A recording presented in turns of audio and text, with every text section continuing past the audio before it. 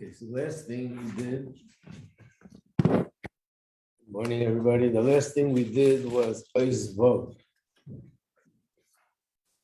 And in Ois Vov, he asked a question.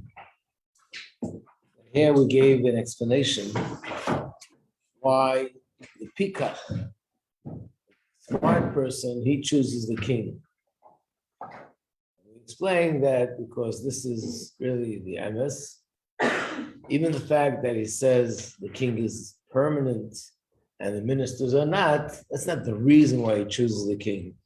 That's just to help us understand and to help us see that the king is emes. Because whatever is emes is permanent. And anything that eventually will be discontinued, that shows that even when it does exist, it's not really emes. So that means that we're choosing the melech because of a reason. But in the Medrash it says that we choose the melech not because of reason, it's because chelki havaya omra nafshi, that's the pasuk, which means Hashem is my portion. As if to say, I and Hashem are one, and it just couldn't be any other way. I can't make any other choice other than Hashem. He and I are one. That's not a logical explanation. That's not based on reason and logic. It's just saying that my essence and Hashem are one, and therefore I won't choose anyone else except for him. So the Rebbe explains, this wasn't what we did, the last thing we did was that they both come together. What is it? The Rebbe explains that seichel, intellect, and logic, this is part of who we are. And its essence is about the person himself, the desire to be, to live, to grow, to accomplish. That's sort of where the person is at. And that's what seichel is. Seichel is the best part of me. So it's all about self-preservation and so on. So therefore, when it comes to making a choice, I will make, of course, we use logic, but logic is something that subconsciously will be influenced by self-interest. The example was sheikhad, where the Torah says that even if a person did the slightest favor to a judge, he becomes disqualified. Not because we suspect that this judge, who was a Torah scholar, or maybe even a tzaddik, that he will consciously and intentionally give a distorted judgment because the person did something nice to him, but because of a different reason. And that is that when you have to make a judgment, you have to weigh in your head different ways of looking at things, and you have to make a decision. Remember, the people who had disputes and arguments in the Gemara, each one was brilliant in his own right. Shammai and Hillel, Rava and Abaya, Rabbi Akiva, Rabbi Shmuel, these are great sages, brilliant minds, geniuses. So obviously there's a way of looking at things one way, there's a way of looking at things another way. And in every judgment, you have to make a decision. So if a person has a interest other than just pure logic, because I'm related to this person, because this person will give me certain benefits, then I can no longer trust my judgment as pure and objective. Subconsciously is going to make my logic lean more in that direction. So logic itself can be trusted 100%. And even if a person says, but I'm going to make sure to look at it the right way, and the Torah says, generally speaking, that's what works. But if I am physically related, or if I have another sort of interest because of the person gave me money, or did me a favor, or will do favors, then I can no longer be free from that and become purely objective. So the same here, being the desire of a person is to live, and the desire of a person is to have sustenance in abundance, subconsciously, that would affect our intellect, our logic, not to see it the way we see it, but to see it the way the nations of the world see it. they will gain much more by being connected to the ministers, meaning to the stars, the moon, the constellations, and so on. So therefore, they're both true. We choose Hashem because of the reason, and we choose Hashem because there's an inherent connection there.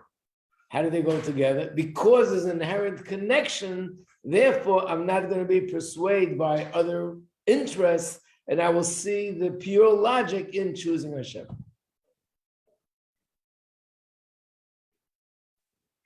Is it clear? Not so clear? Yes, clear, a little clear, 3% clear. Not so clear? Try again.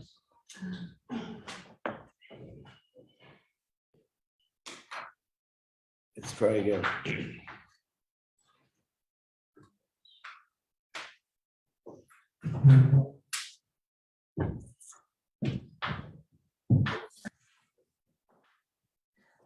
Let me bring something else and maybe that'll make it a little bit more clear.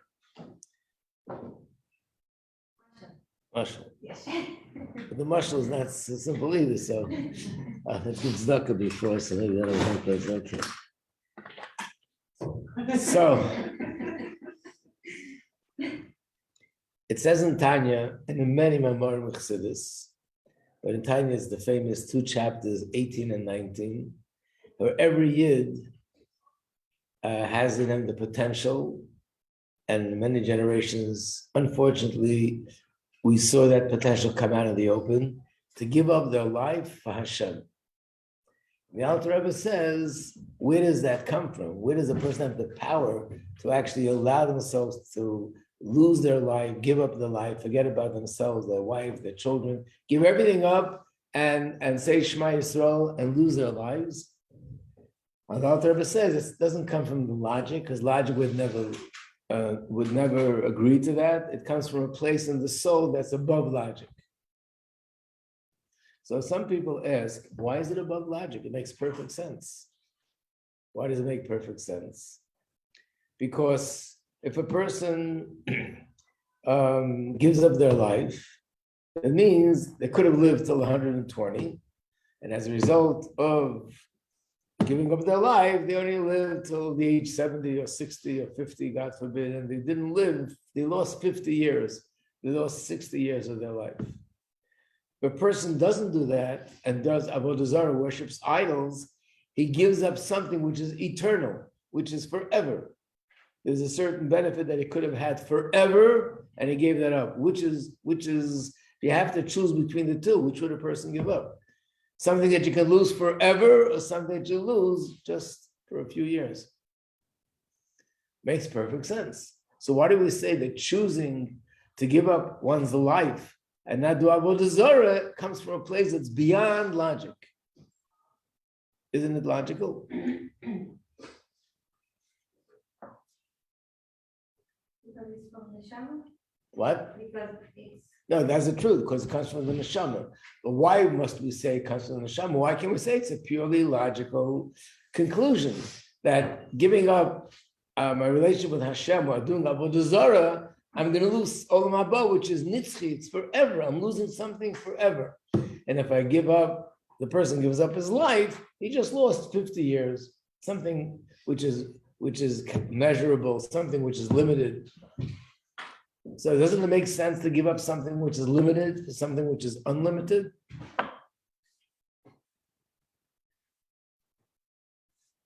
Yes. It makes sense. So if it makes sense, why do we say that it's coming from a place which is above logic? Which is a very common point brought out in Chassidus, that it's above logic. Above logic, because we're not doing it just because it makes sense. Because we're doing it because Hashem wants us to. So it's Right. above logic. Okay, so what you said is one answer. In fact, it's in Tanya. The Alter Rebbe says in Tanya, even if it makes sense, number one, whoever knows the history, people gave up their life, didn't sit down and meditate and start making calculations.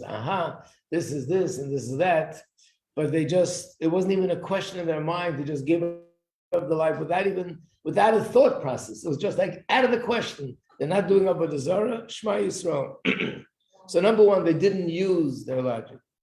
Number two, the Alter Rebbe says, so many of the people that gave up their lives were not necessarily scholars, thinkers. A lot of them were simple Jews. Men, women who were simple, children who were young. And they didn't go into it in a philosophical level. That's another answer. But then there's a third thing.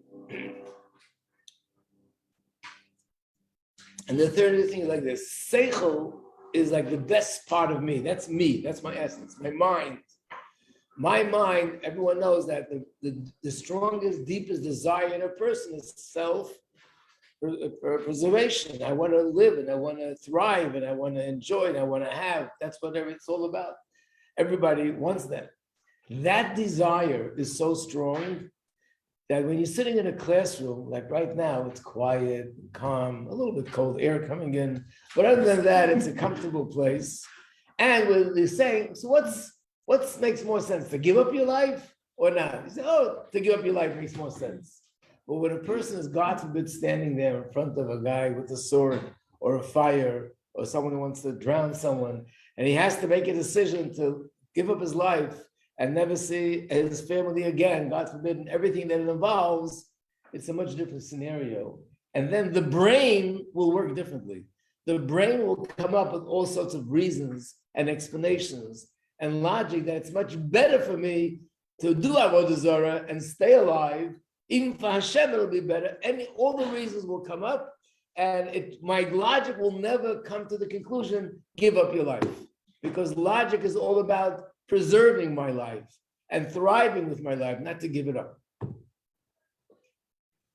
And to me, it'll make perfect sense at the time.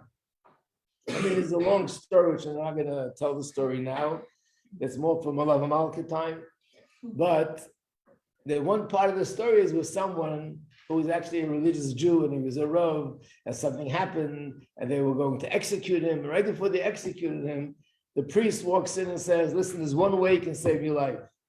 If you're ready to give up your religion and convert. Again, don't answer me. You have 3 days to think about it. And he walks out. And during the 3 days, it's a long story, but he was thinking to himself, what will Hashem gain from him dying? Imagine if he says that he will convert. And of course, then later he'll do tshuva. And nothing stands in the way of tshuva. And then he'll live more years and he'll help other people and give a lot of tzedakah and he'll teach people Torah and he'll do such wonderful things. Wouldn't that make much more sense for Hashem than just he should die? And at that moment, this makes perfect sense to him. And it makes sense if you think of it. So what I'm saying is when it's actually happening, when a person is, God forbid, in this panicky situation where somebody wants to kill him and destroy his life, and he has to think what to do, logic would never come to the conclusion that logically it makes sense to give up my life. Logic would certainly come up with all sorts of reasons and explanation that it doesn't. And again, look, I told you last time, look at what goes on in this world today. A lot of people who are intelligent, and they're otherwise professional people, smart, intellectuals, educated. They have all sorts of ideas in their head that are absolutely insane. How to live and what to do. Things that, especially when you look at it from a Torah perspective, it doesn't make any sense. And to them, it makes perfect sense. Sometimes killing makes sense, and sometimes stealing makes sense. And all sorts of things that are really not normal makes sense to them. Why? Because that's what they want. When you want something very strong, it turns the wheels in your brain and it makes sense.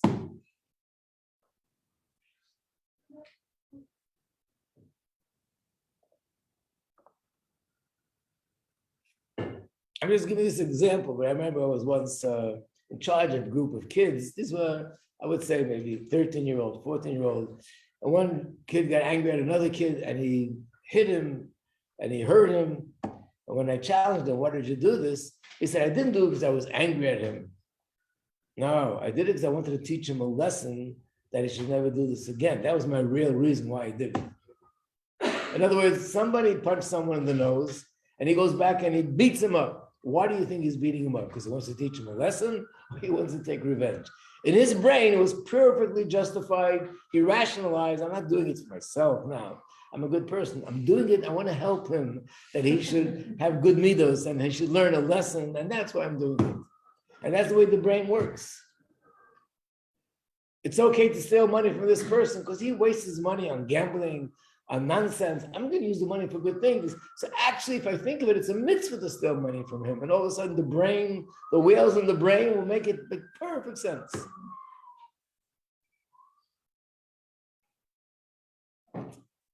And we're learning now the Parsha of Matan Torah, the Jews said Nasa v'nishma. That's really the reason behind it.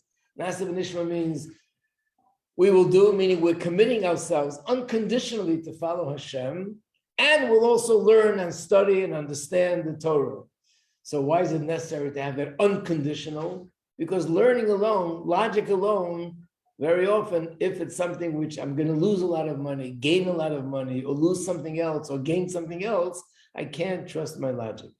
But if I have in my head this absolute commitment to Hashem, unconditional, and then I look into it logically, it will make sense to me because I'll see the emes.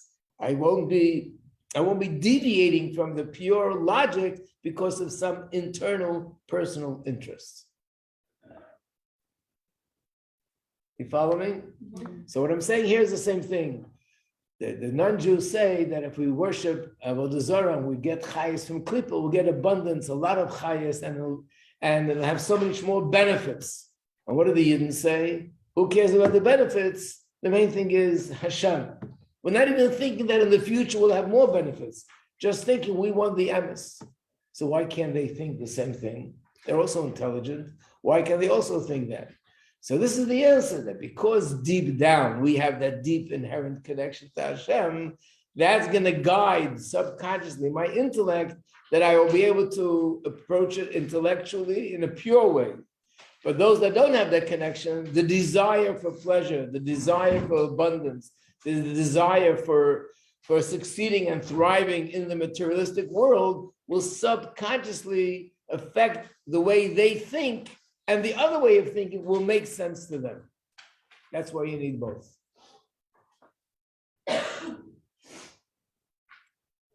Does this make sense to you? Yeah? In our logic. In your logic, okay.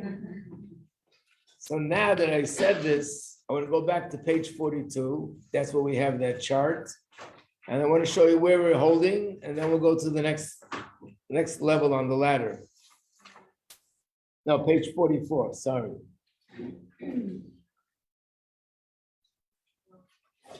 So what I just finished saying is number 6. We went from 1 to 6. Again, 1 is the level that's not good, where a person believes that Hashem is like the owner and the stars and constellations are like the... No. Number 1 is the lowest level. That's a person that believes that Hashem abandoned the world. Number 2 is where he believes Hashem is like the owner and the constellations are like the waiter, which means they have a little degree of their own independent choices. Number 3 is not we choose Hashem, but we're choosing him because of the benefits.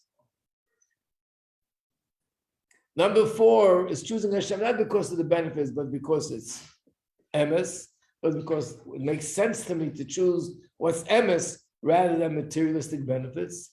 And number 5 is choosing Hashem not even because of the logic, but something that's even deeper than logic. That's number 6 rather. And the fact that it's deeper than logic, no. Number 5, choosing Hashem because it's logical. And number 6 is we choose Hashem because of it's something deeper than logic. But that fact that we are inherently connected to Hashem will guide my logic to go in the right direction, won't allow the logic to deviate and be affected by personal interests. But now he's going to ask another question. So we're going to Ois Vav.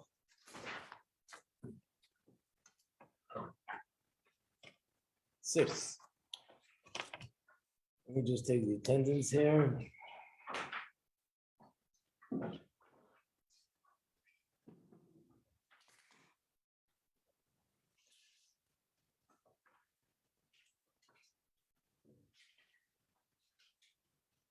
Okay.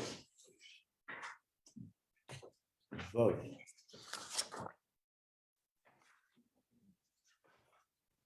So love is on page page 223.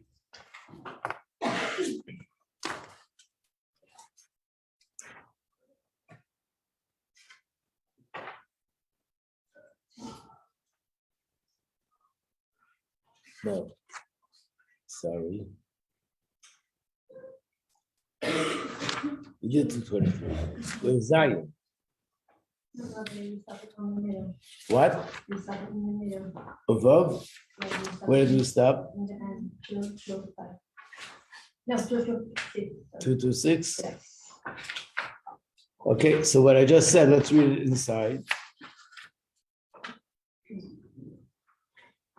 Where is it? Okay, so let's go back to page 225, which is the middle of Ois Vov. And the line which says, like, in the Kudus Habir, the core of the explanation is Seichel Adam, logic, human logic, the way it is in its own right, Machriach, it compels a person. He wants something which is good for themselves. That's human. That's the human sort of psyche. That's where we're created. And therefore, the reason that the nations of the world choose the ministers, the officers, not the king himself, they can also understand. They do have intellect. They are intelligent. They can also understand that the king is the Ikar. Like it says, everything else, everybody else could be replaced. Hashem is eternal. He's the creator. Doesn't it make more sense to connect to him?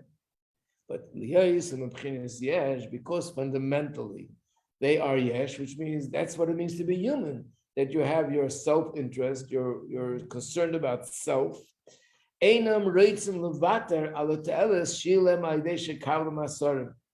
Therefore, subconsciously, they don't want to lose out on those benefits that they're going to get from the officers. And therefore, it makes sense to them that that's a better route to go, because by doing that, they're going to get the greater benefits from the officers. Is the fact that you do have the recognition that the right thing to do is to give up on those benefits. Even though you'll get so much material benefits in abundance, give it up and choose Hashem, the king. That's because that is mitzad Hashem. Because on a soul level, we're connected to Hashem, so that gives us the strength to make that right choice. Chalki Havaya, my portion is Hashem. The true reason why they choose godliness is bechira atzmis shalamayla mahaseichel. It's a choice that comes from the essence, and it's above logic, but because of that, it'll make sense to me logically. I'm sure you remember this mashal came up more than once, but this is a mashal to be saying with general Judaism, that Judaism is based on logic and on emunah, nasa v'nishma. The famous story that there was somebody who was visiting a certain town, and when he went to the outskirts of the town, the forest, he saw many trees, and every tree had drawn on the tree a target. And in that target, right in the center, which we call the bullseye, there was an arrow, which means whoever was shooting the arrow every single time, they got it precisely in the center. And he was thinking to himself that this person must be some amazing, amazing skilled person, that every time he shot the arrow, he got it right. And he went to find out who it is, finds out that it's a young boy, starts asking him questions.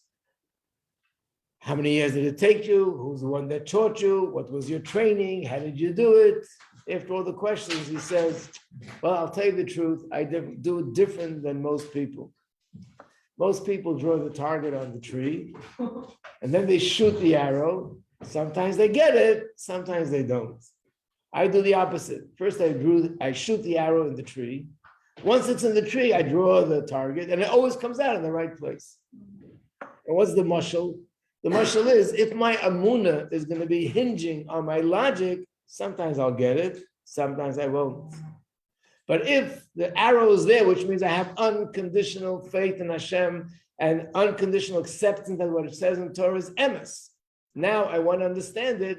I won't be I won't be deviating from the emes because of some internal personal interest. I have this book, which there was a time it was very famous. I don't know if it's still around. It's not a philosophical book. It's actually a book about diets. It's called Fit for Life. Anyone heard of this book before? Yeah. Fit for Life. It's a book about diets. And this guy in his book is trying to prove a point that the body naturally will operate in a way that you'll be perfectly healthy, perfectly balanced, no problem. But we ruin it because we don't eat correctly, we don't do things right. That's his philosophy. To prove his point, he has about 3 pages. He wants to describe how brilliant the body is. And he goes on to the brain and the heart. And you have to read it. It's incredible the way he describes the brilliance and what's accomplished and what goes on in each cell, what goes on in DNA, on and on for 3 pages. After the 3 pages, he says we have to be in awe. We have to be in awe of whom? Of nature. Wow, this is the best thing nature ever made. Who's nature? In other words, after he himself is describing how brilliant the human body is, instead of concluding whoever created it must have been brilliant, he goes back to nature. Tell me, what logic is there to say that something so brilliant came out of nature? I was just talking to somebody the other day, told me he had a certain problem with sleep apnea. And the doctor explained them something that they do and explained that all the muscles in the body have memory and how they do something to stimulate that memory in the muscle. I mean, I have to tell you, anyone who ever studied basic science, basic medicine, just elementary school, high school, especially if you do more elaborate studying of medicine, every detail of the body has so much brilliance to it. So how could it be that people who know this and learn this and study this could say it was created all by itself? It doesn't make any sense. And the only answer is because they don't want it to make sense. I'm not saying it's conscious, but subconscious. I don't want to accept the idea there's a creator and there's a boss and there's an authority, because then it means I have to submit myself to that authority. That means I have a purpose in this life, and that means I can't just do what I want. I have to fulfill that purpose. All these things are going to limit me, and because I don't want to accept it, so it makes more sense to say that all these brilliant things just happen by chance to come together. Here's an example of something which is perfectly logically, but if you don't want, it won't make sense to you. I once had an incident where a parent asked me to speak to his daughter because she wanted to marry out, and I should talk to her. And then I sat down. She tells me, I don't believe in anything. I don't understand what the point is. It makes no difference, Jew, no Jew. Everything's the same. I said, okay, I just want to ask you a question. And I said to her like this. Of course, I took this, it's based on a story with Ramban. But I said to her, imagine you have an apartment and you go to work, and on the table, there's a blank piece of paper and a bottle of ink. And you went to work, the doors are locked, the windows are locked, no one has a key to your apartment. And when you come home, there's a poem on the piece of paper, 8 lines. What would you assume? That maybe a truck was driving by and the vibration shook the bottle of ink and the ink poured out and formed into 8-line poem? Or would you think that someone got into your apartment, you don't know how, and they wrote the poem? She didn't know what I'm trying to prove. So she started to scream, really screaming and pounding on the table. That's stupid. Doesn't make any sense. Who would say such a thing that it happened by itself? It doesn't make any sense. And the more she did it, I was very happy. She kept going. Okay. Then I said, let's get a different scenario. You go to work, blank piece of paper, and you come back home. There's no poem there, just a blotch of ink. Could it be that a truck was driving by and it got all shaky and the ink spilled on the Yeah, that's possible. So what's the difference? Difference is because if a poem, there's a sequence, there's an A and a B. Imagine there's a line, and every letter together adds up to a word, and one word is connected to the next word. And the first word on the second line is a continuation of the last word on the first line.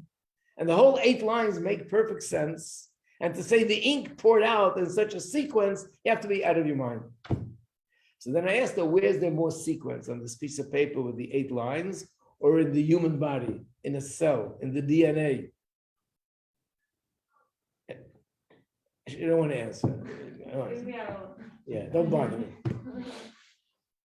You can't say it didn't make sense logically. Of course it makes sense logically, but you don't want it to make sense. So something which doesn't make sense will make sense. But now there's another question, and that's what the Rebbe is going to speak about now. If that's the case, why do you b'chlal have to think about it logically? Why can't we just connect to Hashem with the because my neshama and Hashem is one, and we choose Hashem? Why do we have to delve into the logical part? In fact, doesn't that even present a little bit of a risk? Once you enter it logically, you might come to a different logical conclusion. So isn't it better just to go by Nasa, just by Amunah, just by I'm connected to Hashem, Hashem and me, we're one, and that's it. Why do we need that logical reasoning as well? So the Rebbe is going to explain that even though there's a deeper connection than logic, because my essence and Hashem are one, but when that connection is channeled through the logic, that connection is even deeper. And that's what we need to explain. Okay, so let's start Zion. Page 229.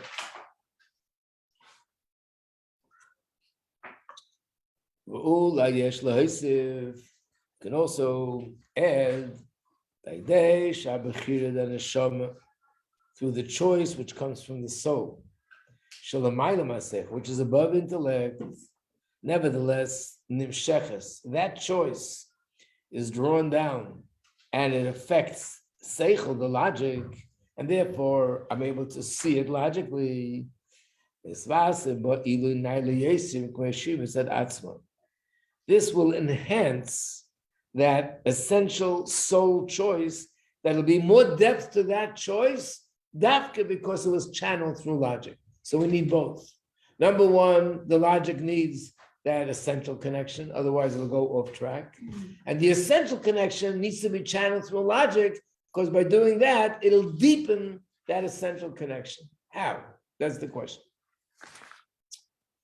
So this will be understood, page 230.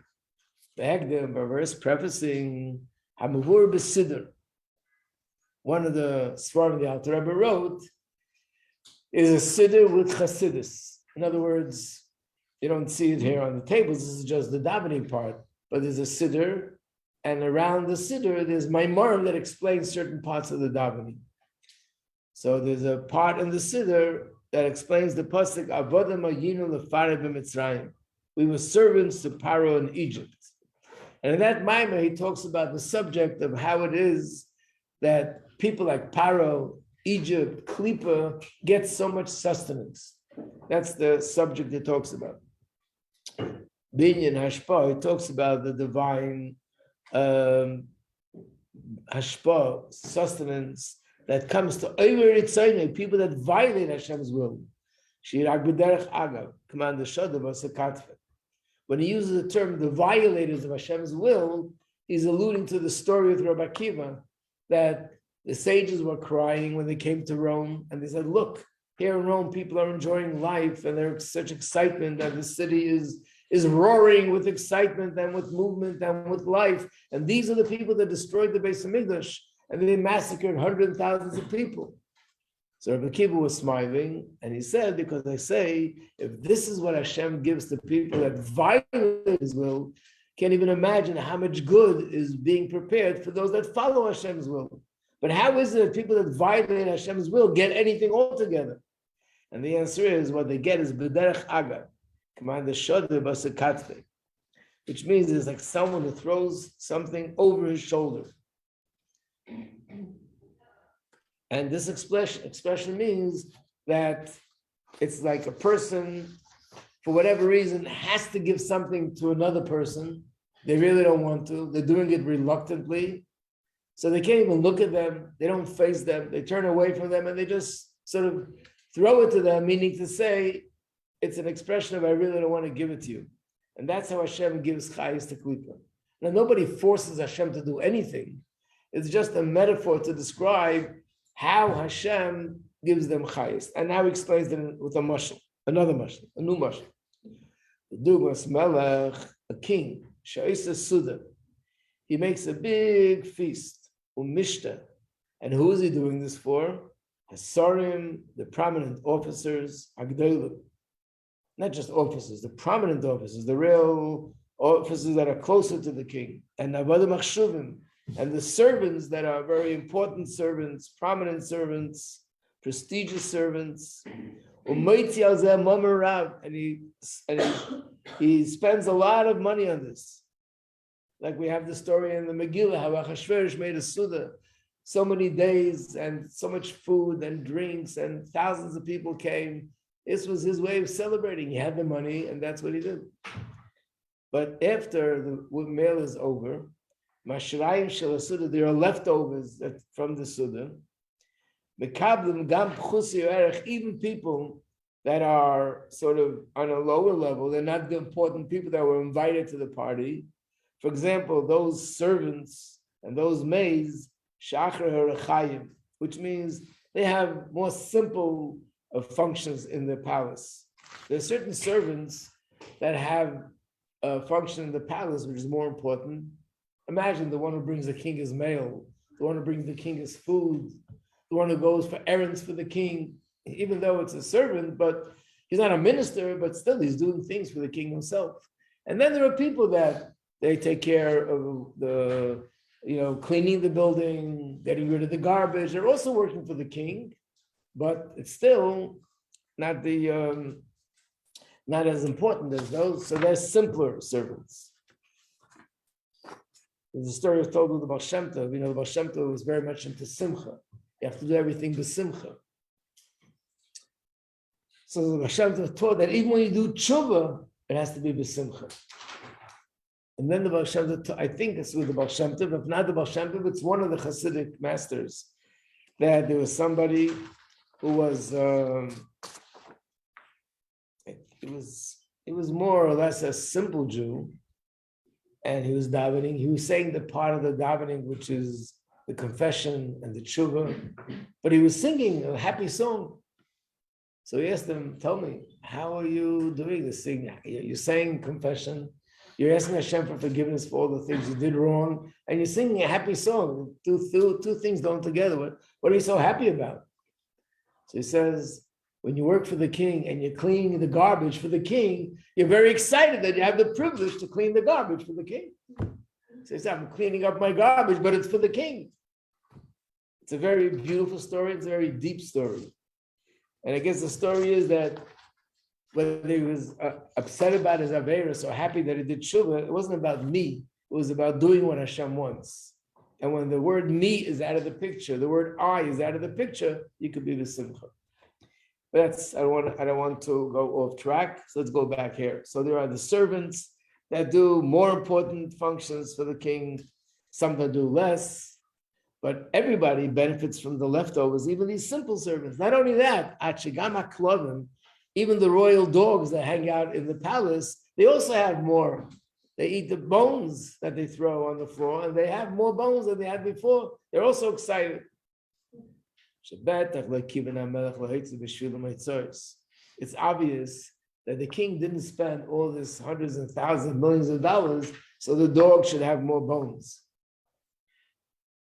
The fact that they have the leftovers, and even the leftovers of such a great royal feast is also a lot. This is called b'derech hagav. This is by the way. In other words, the purpose of the meal is something else. But once there's a meal already, then everyone will benefit. But that's not the purpose. The purpose wasn't for the simple maids and servants, and it wasn't for the animals that they should get extra food. The purpose was to accommodate the ministers and to accommodate the servants, which are more important servants, prominent servants. But once there is a meal, everyone could benefit from it. The same thing applies in the Nimshul, that Hashem gives sustenance to everyone in the world, but the sustenance that they get, is Rak B'derech Agav. It's as if in the mashal, where that's not Hashem's intention. Hashem's intention is to create a world, and the world should have what it needs in the proper way. But once the world is there, by the way, they get a lot because this is all coming from the king. Now, this is just a mashal without explanation. The next time we learn this Maimon, tomorrow, Mirza Hashem will go more into the explanation. To be continued.